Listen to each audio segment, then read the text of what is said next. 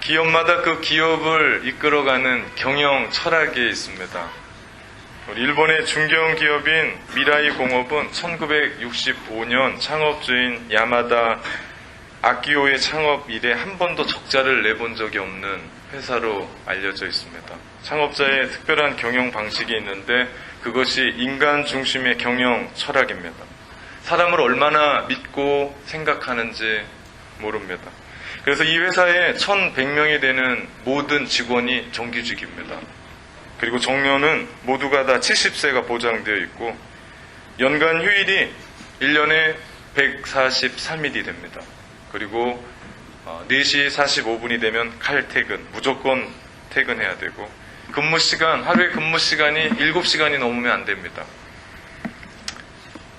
다소 상상 밖의 가치를 추구하며 이 회사가 성장하는데 매년마다 약진의 약진을 거듭합니다.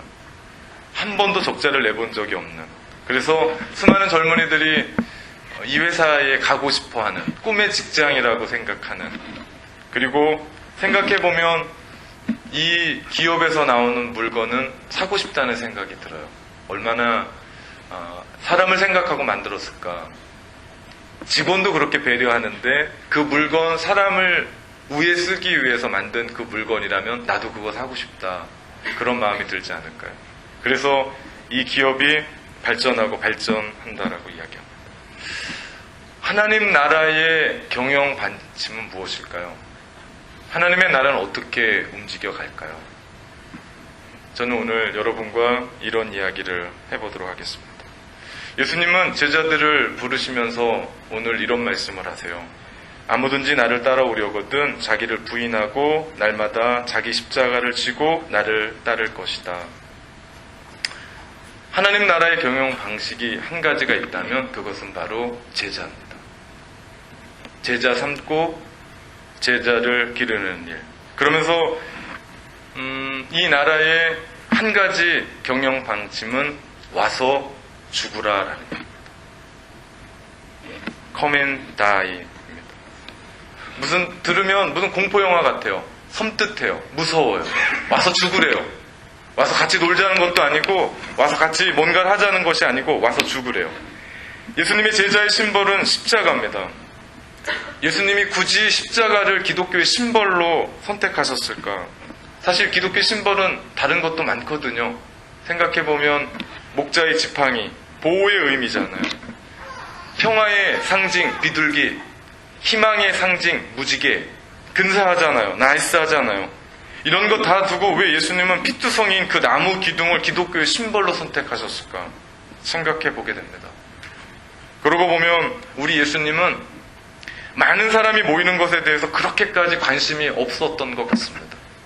너희는 가서 모든 족속으로 제자를 삼아 아버지와 아들과 성령의 이름으로 세례를 주고 내가 너에게 분부한 모든 것을 가르쳐 지키게 하라고 말씀하십니다.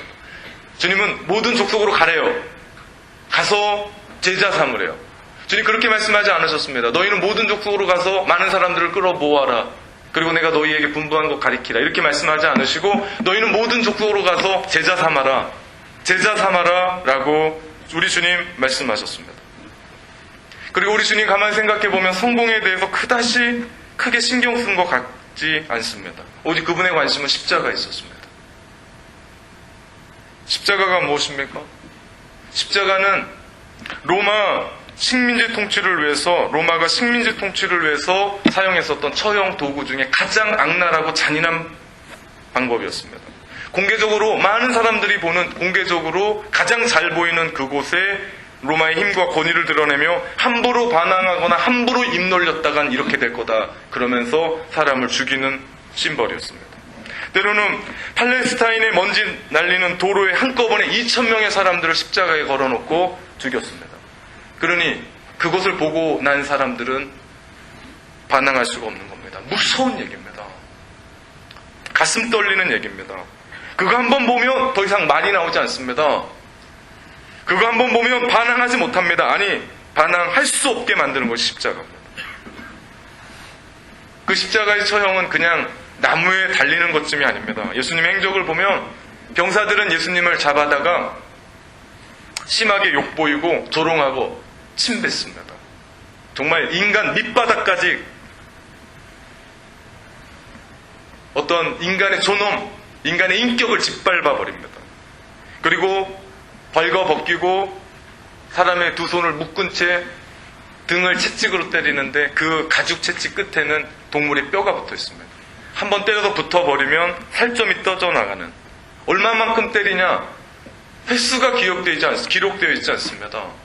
예, 죽지 않을 만큼만 때립니다. 실로 죽지 않을 만큼 손을 댑니다. 그렇게 채찍질을 하고 나니까 척추골이 드러난답니다. 뼈가 드러난답니다. 그런 일들이 비일비재했답니다.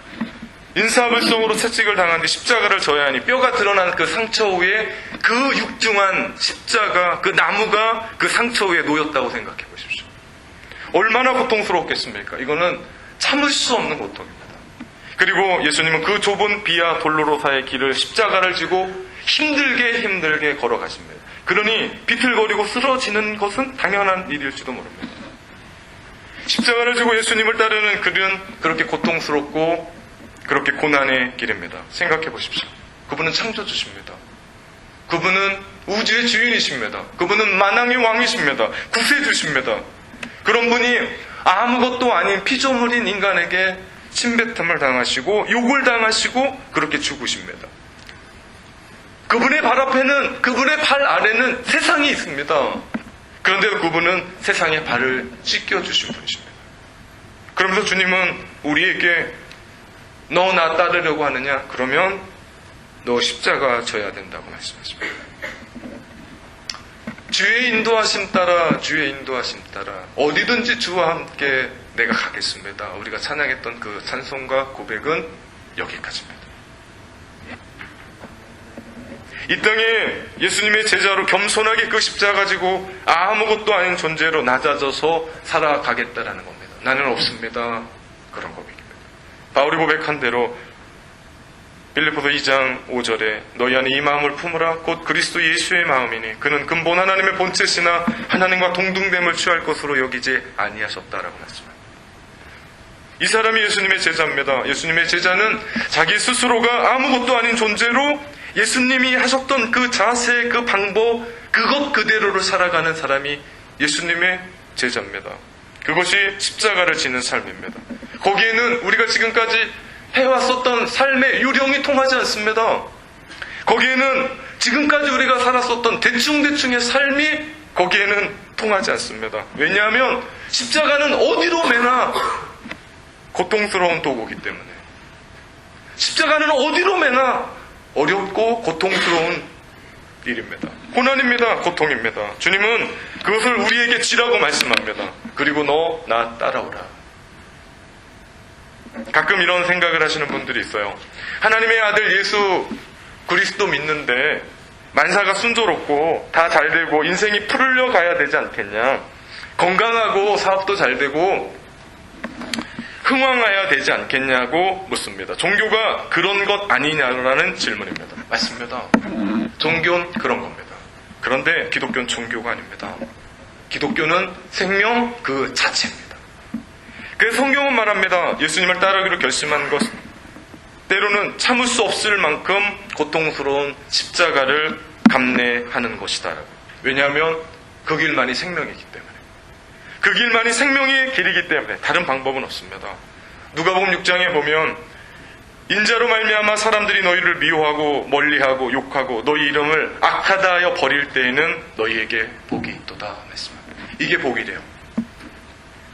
빌립보서 1장에 보면 그리스도를 위하여 너희에게 은혜를 주신 것은 다만 그를 믿을 뿐만 아니라 또한 그를 위하여 고난도 받게 하려 하심이라 말씀합니다. 우리로 하여금 믿고 구원을 받는 것뿐만 아니라 그리스도와 함께 고난을 받게 하시려고 우리를 부르셨대요. 디모데후서 3장에 보면 무릇 그리스도 예수 안에서 경건하게 살고자 하는 자는 박해를 받으리라. 그리스도 안에서 경건하게 살고자 하는 자는 고난을 받으리라. 박해를 받으리라. 이상한 일이 아니더리라. 이것이 너희의 삶이라고 말씀합니다. 여기서 우리는 나 자신에게 이런 질문을 할 수 있다고 생각합니다. 나는 예수님을 따르면서 뭔가를 잃어버려 본 적이 있는가? 나는 예수님 때문에 누군가와 관계가 깨져 본 적이 있는가? 나는 예수님을 위해서 내가 가장 좋다라고 생각하는 승진을 포기한 적이 있는가? 휴가를 반납해 본 적이 있는가? 돈을 포기해 본 적이 있는가? 나는 예수님을 믿는다라는 그 이유 때문에 조롱을 받은 적이 있는가? 나는 여러분은 예수님 때문에 무엇을 잃으셨습니까?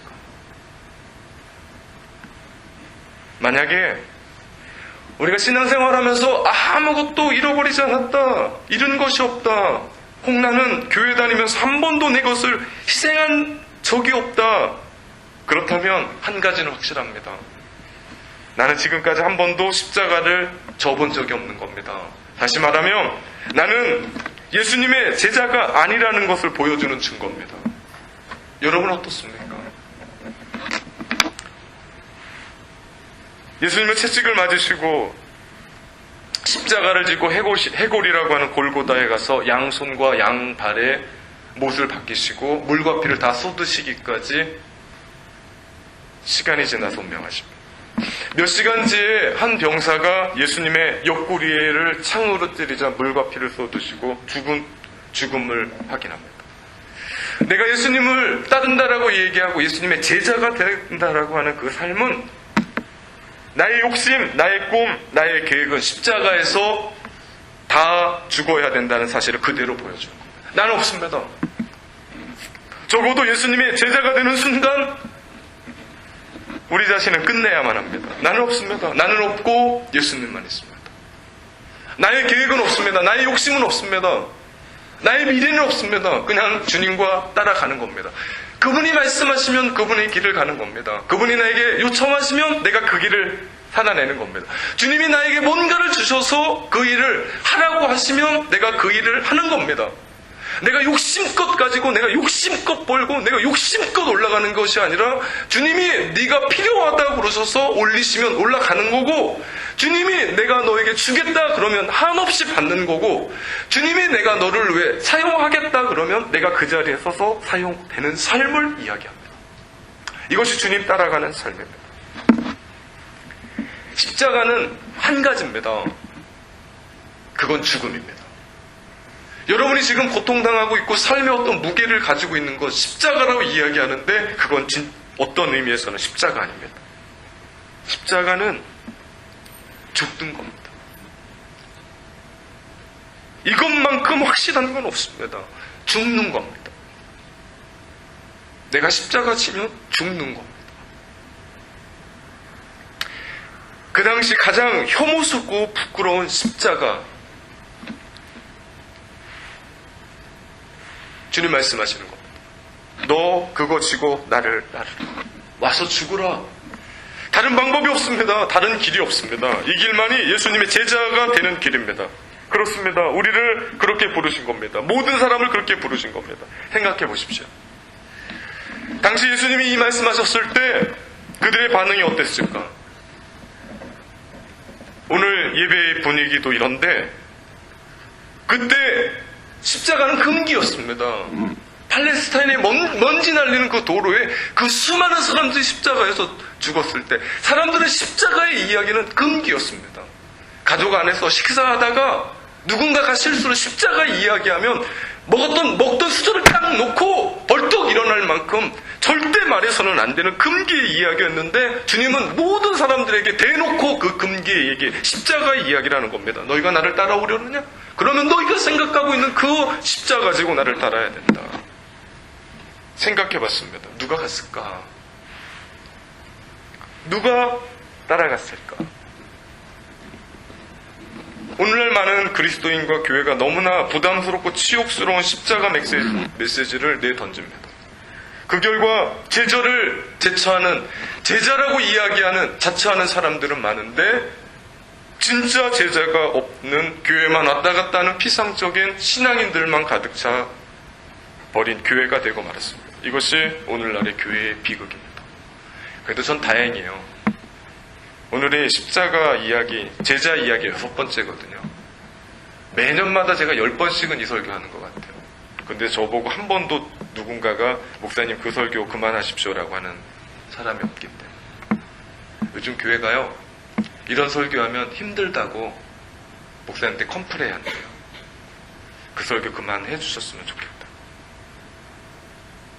우리 주님이 말씀하신 좁은 길, 좁은 문 이야기가 이겁니다. 그것을 걸어야 될 사람들이 우리입니다.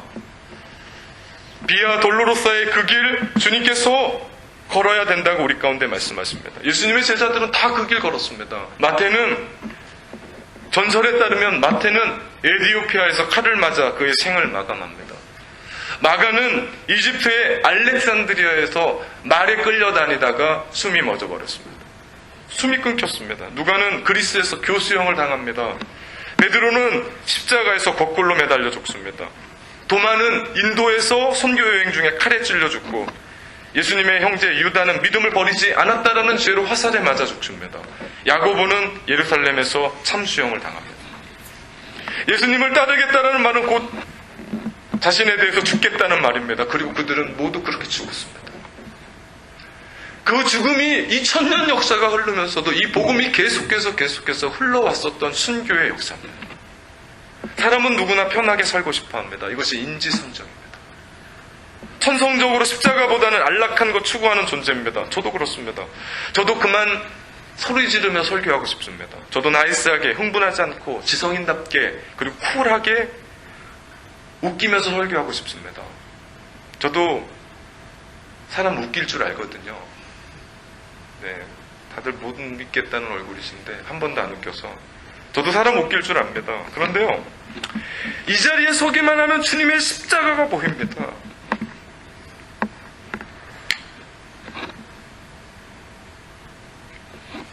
그리고 그렇게 설교하지 않으면 죄 짓는 것 같습니다. 사명을 망각하는 것 같고, 아니, 뻔히 우리 가운데 성경에서 제자의 삶 이야기하는데 어떻게 거짓말합니까? 그래서 저는 이렇게 설교합니다. 그리고 이렇게 설교하다 죽을 겁니다. 이 자리에 우리 성도들 중에 많은 분들이 교회로 우리 교회가 처음인 분들이 많습니다. 목사가 제가 처음인 분들이 많아요. 일부 예배도 많습니다. 2부 예배도 적지 않습니다. 그러니 처음 교회고 처음 만난 목사인데 우리가 진짜 얘기해야 되지 않겠습니까? 진짜. 제가 늘 말씀드리지만 제가 참된 교회에서 만약에 참된 목회하지 못하면 저는 어디 가든지 참된 목회할 수 없다고 생각합니다. 우리가 참된 성도로 그냥 참된 교회 다니기 때문에 참된 성도가 아니라 우리가 여기에서 참된 신앙생활 못하면 우리는 어디 가나 참된 신앙생활 못합니다. 우리가 이야기하는 그 참된 신앙이 뭔지 아십니까? 그것이 예수님의 제자의 삶입니다. 예수님은 제자의 삶을 이야기하셨고 그 예수님의 제자는 십자가 지고 죽는 사람입니다. 우리의 평안과 안락과 그 쉼, 이것은 그 다음 영원한 나라에서 누리면 어떨까요? 우리 인생이 길면 80이고 짧으면 70이라고 얘기합니다. 잠깐입니다. 나이 드신 노인에게 물어보십시오. 70, 80 되신 노인에게 물어보십시오. 할아버지, 인생이 길었죠? 라고 얘기하면 이 사람은 인생은 전과 같은 것이네. 짧다는 겁니다. 훅 지나갑니다. 그냥 지나갑니다. 우리가 금방 지나가는 이 짧은 삶의 이야기들을 접고 쾌락을 접고 욕망을 접고 정욕을 접고 세상의 이기심을 접고 우리가 영혼을 기다리는 마음으로 이 짧은 시간 주님의 십자가 지고 산다면 우리 인생 얼마나 큰일까요? 저는 이 삶을 선택했습니다. 그리고 날마다 그 십자가 지고 죽겠습니다. 저 인생을 다 걸겠습니다. 여러분 어떻게 하시겠습니까? 이것이 우리 주님의 초대입니다. 아무든지 나를 따라오려거든 자기를 부인하고 날마다 제 십자가 지고 나를 따를 것이다. 그런데 놀라운 사실은 그 다음 구절에 있습니다. 놀라운 반전이 우리를 기다리고 있습니다. 누구든지 제 목숨을 구원하고자 하면 잃을 것이요 누구든지 나를 위하여 제 목숨을 잃으면 구원하리라. 생즉사 사즉생. 살고자 하는 사람은 죽을 거고 죽고자 하는 사람은 진정으로 살 거다. 내가 십자가에서 죽을 때만 진정한 생명을 얻는 법입니다. 죽지 않고는 부활을 경험할 수가 없습니다. 죽지도 않았는데 어떻게 부활을 경험합니까? 내가 십자가에서 죽을 때만 우리는 부활을 경험할 수 있는 줄 믿습니다. 그리고 이 삶을 경험할 때만, 즉 내 인생이 십자가에서 통과할 때만, 내 인생이 십자가를 통과했을 때만 비로소 그리스도 안에서의 참된 삶, 참된 의미를 발견케 되며, 그것을 발견할 때 우리는 죽도록 달려나가게 될 줄 믿습니다.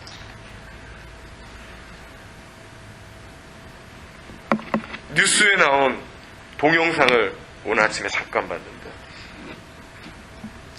미국 대통령 중에 지미 카터라고 하십니다. 이분이 대통령 할 때는 별로 아니었는데 대통령 후에 유명하신 분이었죠. 헤비타트로 해서 전 세계에 집 지어주는 운동하고 수많은 어려운 곳에 들어가요. 지금은 이분이 암을 선고받고 몇 주 못 사는 시한부 인생을 살아가는데, 자기가 다녔던 그 교회에 사람들을 모아놓고 성경 학교를 엽니다. 어떻게 삶을 마감할 것인가? 어떻게 용서하고 살 것인가? 저는 그분의 삶을 바라보면서, 야, 저 삶이 십자가의 삶 아니겠냐? 죽음 앞에서 초연한 그 삶의 모습. 자긴 당장 죽는데 사람들에게 용서를 이야기하고 사랑을 이야기하는 그 삶의 마음 가운데는 어떤 삶이 있었을까? 오늘 아침에 제가 그 영상을 바라보면서 뜨거움을 썼습니다. 그러면서 거기에 수많은 이야기가 입에서 화자되니까 많은 사람들이 정말 멀리에서 그 성경학교에 참석하는 거예요. 그러면서 미국 전역을 새롭게 바꾸는 그런 일들을 하고 있다라고 하는 영상을 제가 보게 됐습니다. 이것이 인생의 참된 의미 아니겠습니까? 내가 내일 죽어도 내가 오늘 무엇 할 것인가 생각하는 그것 하는 게 참된 인생 사는 게 아니겠습니까? 바울은 고린도전서 1장 18절에 이런 말을 합니다. 십자가의 도가 멸망하는 자들에게 미련한 것이요 구원을 받는 우리에게는 하나님의 능력이라. 그래서 그 삶 사는 겁니다. 패배의 상징이었던 십자가 더 이상 패배가 아니라 우리 제자들에게는 승리의 상징인 줄 믿습니다. 죄책감을 상징했던 십자가는 더 이상 죄책감이 아니라 제자들에게는 은혜의 상징인 줄도 믿습니다. 고난과 고통을 상징하는 십자가는 더 이상 고난과 고통이 아니라 제자들에게는 치유와 소망의 상징이고, 죽음을 상징하는 십자가는 더 이상 죽음이 아니라 제자들에게는 생명의 상징인 줄도 믿습니다. 사랑하는 성도 여러분, 그 십자가 여러분에게는 어떤 의미입니까? 기도하겠습니다.